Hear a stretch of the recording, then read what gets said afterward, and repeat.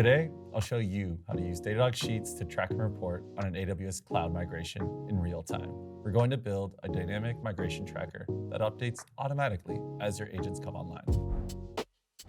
First, I need the raw metrics for our migration, specifically our AWS agent counts.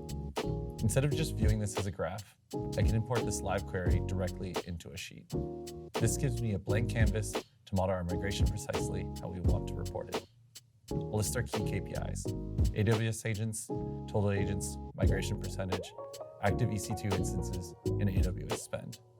The true beauty here is that even if the migration is ongoing, the sheet updates as live data flows into Datadog. I'll use a standard SUMIF to pull the agent counts for specific dates. You'll notice zeros for future dates. Those will populate automatically as we move through the year. Now, I'll use a standard spreadsheet formula to calculate our migration percent. This allows me to see exactly how close we are to our goal without ever leaving the platform. I can also format this to be executive ready for my next stakeholder meeting. We can even layer in financial data.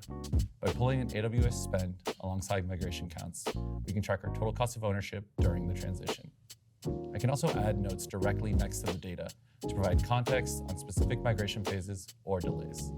In just a few minutes, we've built a live updating migration tracker that replaces manual reporting. To start tracking your own cloud migration with live data, try Datadog Sheets today.